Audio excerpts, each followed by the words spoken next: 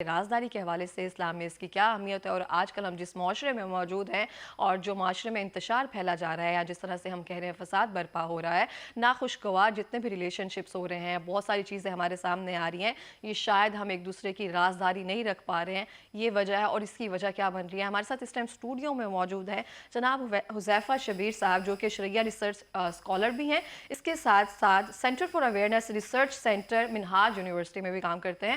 السلام علیکم۔ وعلیکم السلام۔ کیسے ہیں آپ؟ الحمدللہ۔ بہت شکریہ حذیفہ پروگرام میں آنے کے لیے، اور سیکنڈلی یہ کہ آپ one of the youngest scholar ہیں جن سے میں ملتی ہوں اوبیسلی، اور بہت خوشی ہوتی ہے اوبیسلی آپ سے مل کر۔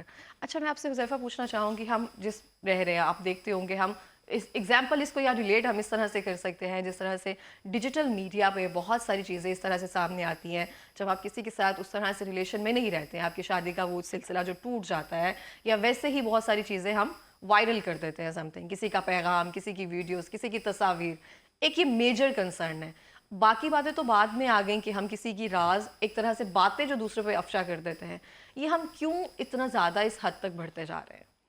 جی، بسم اللہ الرحمن الرحیم، الحمدللہ رب العالمین والصلاۃ والسلام علی سید الانبیاء والمرسلین۔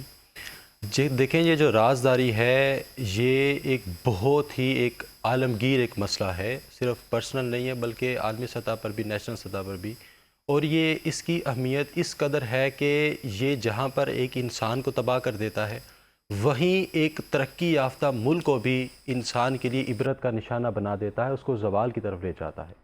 یہی وجہ ہے کہ آپ دیکھیں نا، قرآن مجید کی ہم تعلیمات کو دیکھیں تو اللہ رب العزت نے جہاں ہمیں بہت ساری نعمتیں عطا کی ہیں، بہت سارے علوم ہم پر آشکار کیے ہیں، لیکن اس کے علاوہ ایسے بہت سارے پہلو ہیں جو اس نے ہم سے چھپا کر رکھے ہیں، جس کی ایک واضح مثال آپ قرآن مجید کا مطالعہ کریں، سورہ بقرہ کی پہلی آیت ہے الف لام میم۔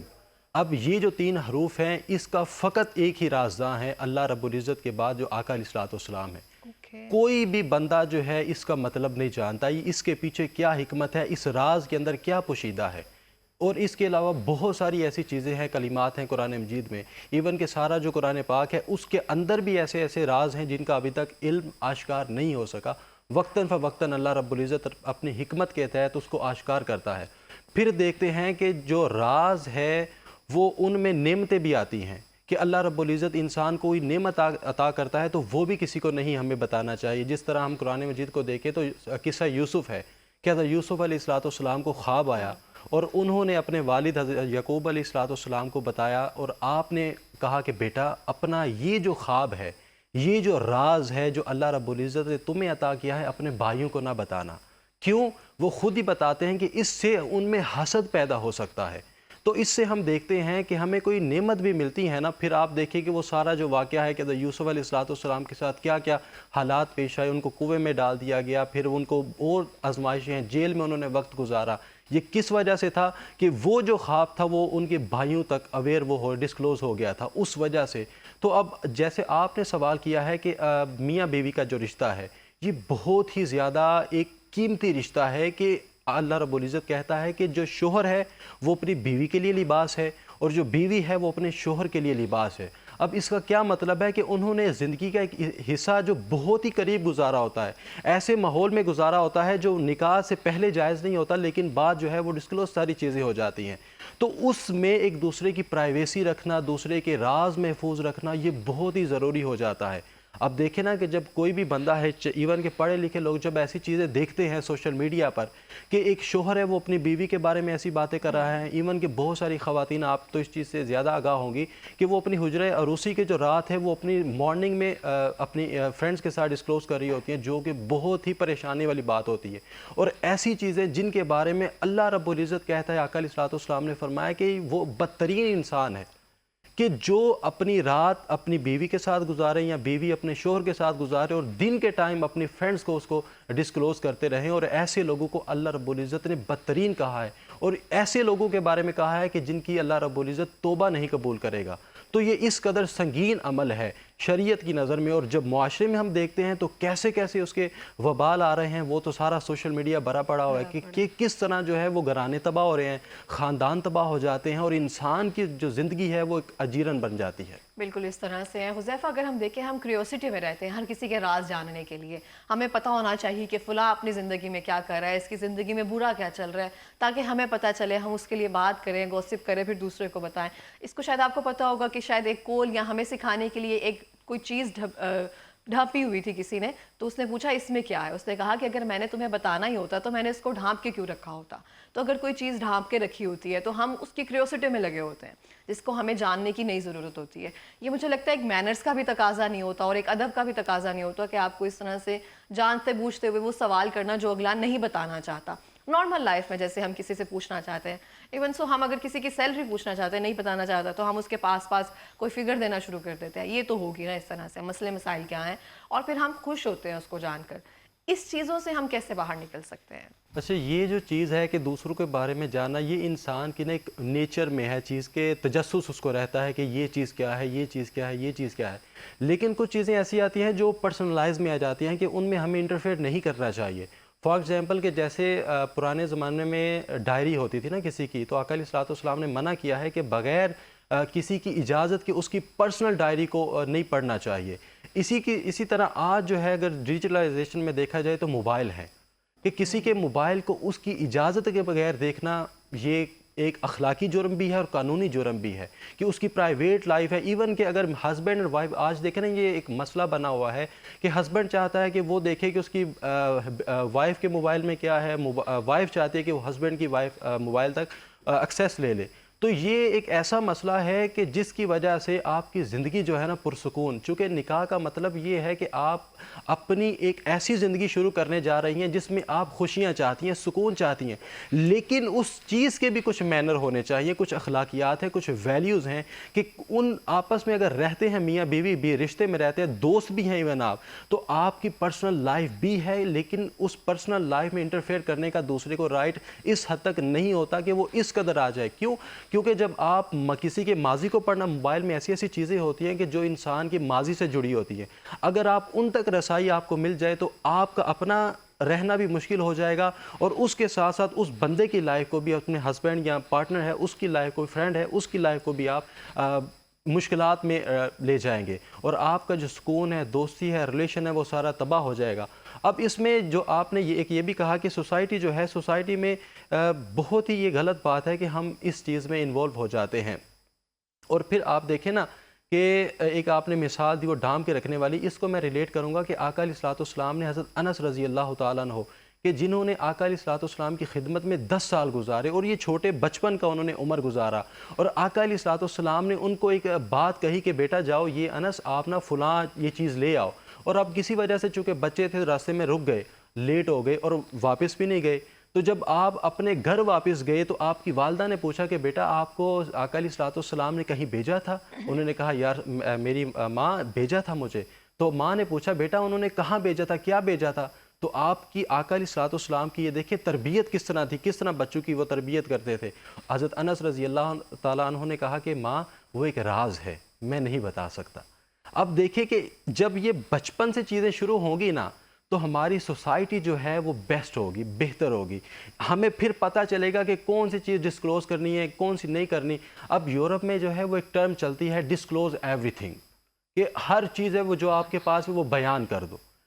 لیکن جب ہم اس نظریے کو تو اگر کوئی مانتا ہے ٹھیک ہے، نہ مانے وہ اس کی مرضی، اپنی مرضی ہے، لیکن ایکسیپٹ کرنے سے پہلے وہ یہ دیکھ لے کہ جس معاشرے میں یہ ٹرم پائی جاتی ہے، یہ نظریہ پایا جاتا ہے، یہ سوچ پایا جاتا ہے، اس کی حالت کیسی ہے۔ وہاں جو لوگ ہیں مینٹل سٹریس دور کرنے کے لیے، سکون کے لیے، مینٹل پیس کے لیے اتنی ڈیزیزز کھا رہے ہیں، وہ کبھی کوئی کر رہے ہیں، کبھی وائن پی رہے ہیں، تو آپ کو چاہیے کہ ایسی ٹرمنالوجی کو، نظریات کو ایکسیپٹ کرنے سے پہلے بھی اس کے افیکٹس دیکھ لیں۔ اچھا، ایک دیکھتے ہیں کہ اگر ہمیں کوئی بات بتاتا ہے تو ہمیں ایک راز کے طور پر بتاتا ہے۔ ہم ہمیشہ سے کہتے ہیں ہر دوست کا آگے ایک دوست ہوتا ہے جس تک بات پہنچ جاتی ہے، اور ہر ایک فرینڈ کا ایک بیسٹ فرینڈ ہوتا ہے، اور ایسے ایسے سارے جگہ بات پہنچ جاتی ہے۔ تو ہم راز رکھنا ہمارے لیے اتنا مشکل کیوں ہے ایک طرح سے، اگر اس بات کو ہم دیکھیں کہتے ہیں کہ خاصا دی گل آم آگے نہیں کری دی، جی۔ تو ہر ہم کی شاید ایسے برتن نہیں ہوتا جہاں پہ ہم وہ چیز ڈال دیتے ہیں۔ اچھا، اس میں حضرت علی رضی اللہ تعالیٰ عنہ کا فرمانے علی شان ہے کہ راز جو ہے نا وہ آپ کا غلام ہے تب تک جب تک آپ کی زبان سے باہر نہیں نکلتا. جب وہ زبان سے باہر نکل گیا تو پھر انسان اس کا غلام ہو جاتا ہے. تو ہمیں یہ چاہیے کہ فرسٹ آف آل یہ جو مشورہ ہے، یہ راز ہے، یہ ایک امانت ہے، اور ہمیں کسی کے سامنے ڈسکلوز کرنے سے پہلے یہ چیز جان لینی چاہیے کہ وہ آپ کا بے شک دوست ہے، ایون کہ پیرنٹس بھی ہیں، بہن بھی ہے، کوئی ریلیٹیو ہے، یا کوئی فرینڈ ہے، یا ٹیچر ہے، کوئی بھی ہے، وہ اس بات کا اہل ہے کہ آپ اس کو اپنا راز دے سکیں. اب جو بھی بندہ راز کو محفوظ وہی رکھ سکتا ہے جو اعلیٰ نسب کا ہو، خاندانی ہو. اگر آپ نے دیکھنا ہونا کہ وہ بندہ ایسا ہے، اہلیت کا مالک ہے یا نہیں، تو اس کے لیے کیا طریقہ ہے؟ اس کے لیے طریقہ کار یہ ہے کہ جو آقا علیہ الصلوۃ والسلام نے سجیسٹ کیا ہے، آپ اس کی ہمسائیگی میں جائیں، اس کے ساتھ کوئی بزنس کر کے دیکھیں، اس کے ساتھ ٹریول کر کے دیکھیں، سفر کر کے دیکھیں. اگر وہ ان مشکلات میں آپ کا ساتھی رہتا ہے، آپ کا ہمدرد رہتا ہے، آپ کی مشکلات کو بانٹتا ہے، اور اس ماحول میں بھی وہ خود کو مشکل میں رکھ کے آپ کو سہولت پرووائڈ کرتا ہے، that is your best friend. پھر آپ اس کو کہہ سکتے ہیں. اب دیکھیں نا، سوشل میڈیا پر دوستی ہو رہی ہیں، راستے میں چلتے ہوئے دوستیاں ہو رہی ہیں، سفر میں دوستیاں ہو رہی ہیں. اس کو دوستیاں بیسٹ فرینڈ میں نہیں کہہ سکتے. وقتی تعلق تو ہے، لیکن ایسا تعلق نہیں ہے کہ آپ اس کے سامنے اپنے راز اس کو بتانا شروع کر دیں، اپنے جو ایشوز ہیں ان پر مشاورت کرنا شروع کر دیں. ایسا نہیں ہو سکتا. آپ کو مشورہ بھی اس سے کرنا چاہیے جو ان پیمانوں پر پورا اترتا ہو، پھر جا کے اس کے ساتھ مشورہ کریں. پھر دوسری چیز یہ ہے کہ اگر آپ جس سے مشورہ کر رہے ہیں، جس کے ساتھ مشورہ کر رہے ہیں، اس کو کے لیے وہ راز سنبھالنا بہت مشکل ہو جاتا ہے. وہ جس طرح کہتے ہیں نا کہ دولت کو سنبھالنا، محفوظ رکھنا، اپنی امان میں رکھنا بہت آسان ہے، لیکن کسی کے راز کو محفوظ رکھنا یہ بہت ٹف کام ہے. اور اس کام کے لیے اس کیلیبر کا انسان ہونا بہت ضروری ہے. آپ کا ایسا دوست ہونا بہت ضروری ہے. تو اس کے لیے ہم پریکٹس کیا کر سکتے ہیں کہ ہم اس چیز کو اپنے اندر سمو سکیں؟ پریکٹس اس کا تعلق ہے صبر کے ساتھ، پیشنس کے ساتھ. اگر انسان کے اندر پیشنس نہیں ہے نا، آپ دیکھیں کہ جس کو آپ راز بتاتے ہیں نا، پہلے تو وہ بندہ بہت پراؤڈ فیل کرتا ہے کہ اس نے میرے ساتھ یہ شیئر کیا، لیکن اس کے بعد جو چیز شروع ہو جاتی ہے وہ پرسنل پریکٹس پہ شروع ہو جاتی ہے کہ آپ کے اندر صبر کتنا ہے، برداشت کتنی ہے، کتنا، کیونکہ ہر دوست کا ایک دوست ہے. اب یہ دیکھنا ہے کہ جس کے ساتھ آپ شیئر کر رہے ہیں اس کا دوست کون سا ہے. جس طرح آقا علیہ الصلوۃ والسلام کے بہت سارے ایسے اصحاب ہیں کہ جن میں ایک صحابی حضرت حذیفہ یمانی رضی اللہ تعالیٰ عنہ، ان کو آقا علیہ الصلوۃ والسلام، وہ تمام اصحاب میں وہ مشہور تھے رازدار مصطفیٰ صلی اللہ علیہ وآلہ وسلم کے نام سے، کہ آقا علیہ الصلوۃ والسلام نے جو سب سے زیادہ راز والی بات ہوتی تھی نا، وہ ان کو بتاتے تھے. اور ان کا آگے سے ضبط دیکھیں اور ان کی آقا علیہ الصلوۃ والسلام کی صحبت میں رہ کر تربیت کا عالم دیکھیں کہ جتنے بھی منافقین تھے سب کا نام آقا علیہ الصلوۃ والسلام نے ان کو بتایا ہوا تھا. اور ان سے کئی اصحاب نے پوچھنے کی کوشش کی ہے کہ ہمیں بتا دیں کہ کون سا بندہ منافق ہے، کون سا بندہ منافق. کئی صحابہ نے خود کا پوچھا کہ کہیں میں منافق تو نہیں ہوں، تو وہ چپ رہتے، کسی کو کچھ نہیں بتایا. ایون کہ حضرت عمر رضی اللہ تعالیٰ عنہ، انہوں نے اپنے بیٹے کو کہا کہ اے میرے بیٹے، میں جب فوت ہو جاؤں تو اگر حضرت حذیفہ میرے جنازے پر آ گئے تو سمجھ لینا میں ایمان والا ہوں، میں منافق نہیں ہوں.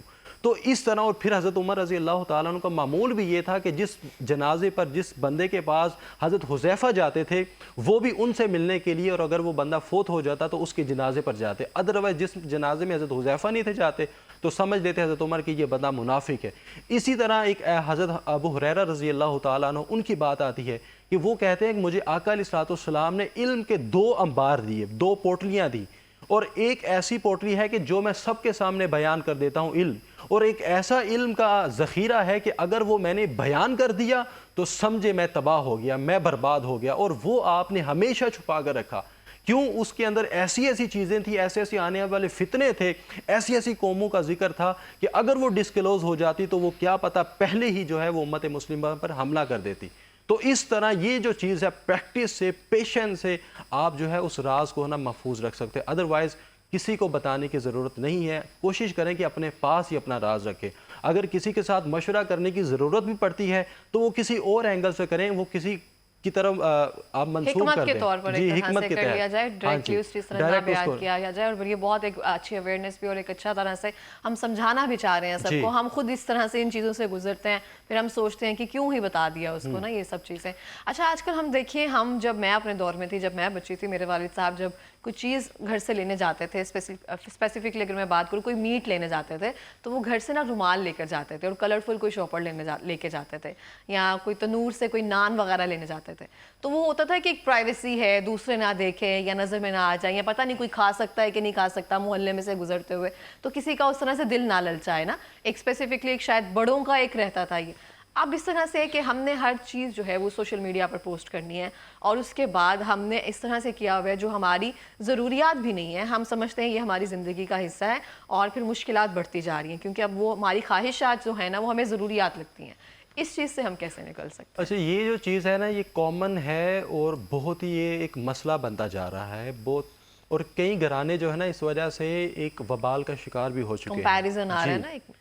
अब इसमें यह है कि अल्लाह रब्बुल इज़्ज़त ने जितनी भी नेमतें, मैंने जैसे शुरू में अर्ज़ किया कि बहुत सारी नेमतें ऐसी हैं जिनको डिस्क्लोज़ नहीं करना चाहिए। क्यों? जिस तरह हज़रत यूसुफ़ अलैहिस्सलाम के बाई सगे बाई हैं, वो हसद का शिकार हो गए हैं। फिर जो दूसरे रिश्तेदार हैं वो तो फिर खूनी रिश्तेदार बाज़ औक़ात नहीं होते, दूसरे जो हैं हमसाए हैं। तो ऐसी चीज़ें हैं कि आप देखें कि जो भी कोई चीज़ हम पार्टी पे जा रहे हैं, कोई अच्छा खाना मिल रहा है, कोई अच्छी ड्रेस आ गई है, कोई गिफ्ट आ गया, कुछ भी आ गया, फ़ौरन जो है उसको सोशल मीडिया पर पोस्ट करना शुरू हो जाते हैं। और ये करते हुए हम भूल जाते हैं कि नज़र भी लगती है, और नज़र एक ऐसी चीज़ है जो हदीस पाक में आता है, मिसाल दी गई है कि जो हट्टे कट्टे ऊँट को भी, सेहतमंद ऊँट को भी हांडी में पहुँचा देती है।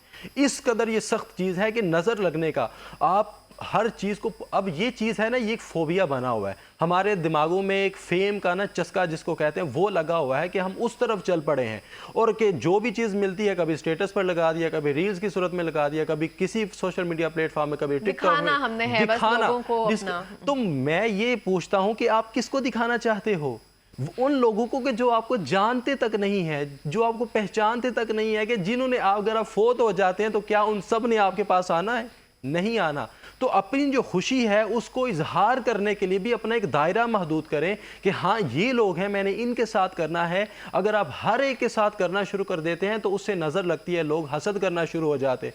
हाँ, अगर आप एक साहिब हैसियत पर्सन हैं, ठीक है, मान लिया, कुछ चीज़ें होती हैं जो दिखाने के लिए होती हैं, जैसे फॉर एग्जांपल आप एक नॉलेजेबल पर्सन है तो लोगों की रहनुमाई के लिए अपने इल्म को आगे फैलाएं, इल्म को पोस्ट करें, कोई अच्छी बात है आपके पास वो पोस्ट करना शुरू कर दें। लेकिन ऐसी चीज़ें, अब यहाँ पर एक जो है ना इशू कॉमन, वो हमारी यंग जनरेशन में बहुत पाया जाता है, और उस वजह से ऐसी ऐसी नौजवान जो ज़िंदगियाँ हैं ना वो तबाह हो रही हैं, वो खुदकुशी की तरफ जा रहे हैं।